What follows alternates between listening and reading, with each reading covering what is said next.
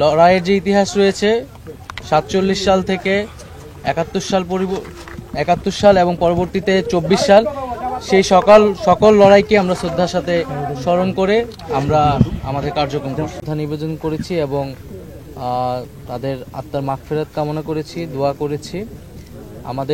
আমরা সবাই জানি যে 2024 সালের জুলাই মাসে স্বৈরাচারী ফ্যাসিবাদী সরকারের বিরুদ্ধে যেই গণঅভ্যুত্থান সংগঠিত হয়েছিল, যেখানে অংশগ্রহণ করেছিলেন, জীবন দিয়েছেন বাংলাদেশের শত শত ছাত্র, তরুণ, শ্রমিক সহ নানান শ্রেণী পেশার মানুষ এখানে জীবন দিয়েছেন।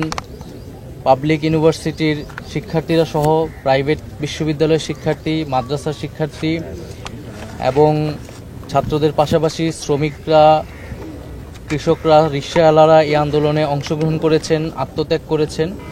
আমরা সেই সকলের জুলাই গণঅভ্যুত্থানে যারা অংশগ্রহণ করেছেন, আত্মত্যাগ করেছেন, তাদের প্রতি গভীর শ্রদ্ধা নিবেদন করছি। আজকের এই দিনে আমরা তাদেরকে গভীরভাবে স্মরণ করছি এবং তাদের যে আত্মত্যাগ এবং যে আকাঙ্ক্ষা থেকে এই জুলাই গণঅভ্যুত্থানে আমরা সকলেই অংশগ্রহণ করেছিলাম, সেই আকাঙ্ক্ষাকে যাতে আমরা সঠিকভাবে ধারণ করতে পারি, সেই জায়গা থেকে আমরা আমাদের এনসিপি কার্যক্রম শুরু করছি।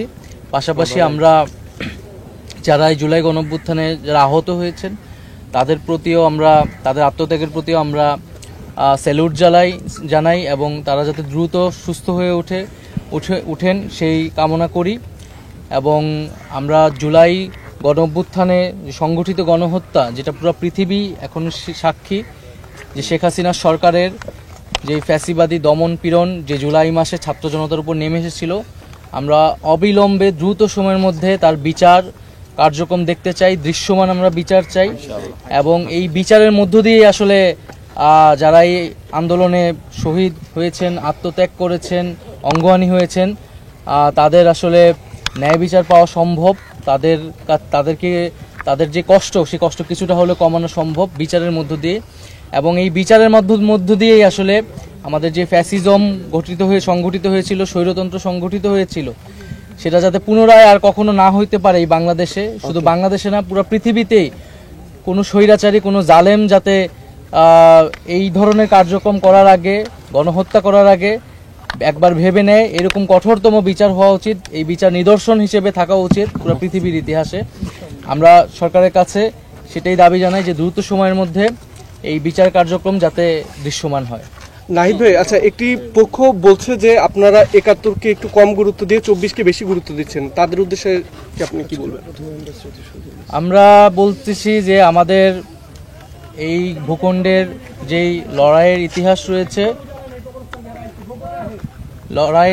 রয়েছে 47 সাল থেকে 71 সাল এবং পরবর্তীতে 24 সাল, সেই সকল লড়াইকে আমরা শ্রদ্ধার সাথে স্মরণ করে আমরা আমাদের কার্যক্রম করছি। ধন্যবাদ। লাস্ট একটা প্রশ্ন, সেটা হচ্ছে আপনারা যখন গণপরিষদ নির্বাচনের কথা বলছেন, কালকে প্রধান উপদেষ্টা দেখলাম ইউরোপীয় কমিশনকে জানান ডিসেম্বরের মধ্যেই হচ্ছে জাতীয় নির্বাচন। ডিসেম্বর খুব কাছাকাছি চলে আসছে, সেই জায়গায় জাতীয় নির্বাচনের আগে গণপরিষদ নির্বাচন সম্ভব কিনা, যদি জাতীয় নির্বাচন হয়ে যায় সেই ক্ষেত্রে আপনাদের অবস্থান কি হবে? আমরা বর্তমান পরিস্থিতিতে আমরা আমাদের যেই এনসিপির যেই প্রস্তাবনা সেটা হাজির করেছি, কারণ আমরা মনে করি যে গণপরিষদ নির্বাচনের মাধ্যমে নতুন একটি সংবিধান, একটি প্রকৃত গণতন্ত্রে উত্তরণ হইতে আমাদের সহায়তা করবে। সেই জায়গায় আমাদের দাবি তো আমরা বলেছি যে সামনের যে জাতীয় নির্বাচন সেটি গণপরিষদ নির্বাচন এবং একই সাথে সংসদ নির্বাচন আকারে করা যেতে পারে, সেই দাবিটাই আমরা জানাচ্ছি। এবং এটার ফলেই কেবলমাত্র আমাদের যেই পুরনো শাসন কাঠামো এবং সংবিধান সেটি পরিবর্তন করে আমরা নতুন বাংলাদেশ বিনির্মাণ করতে পারি। ধন্যবাদ।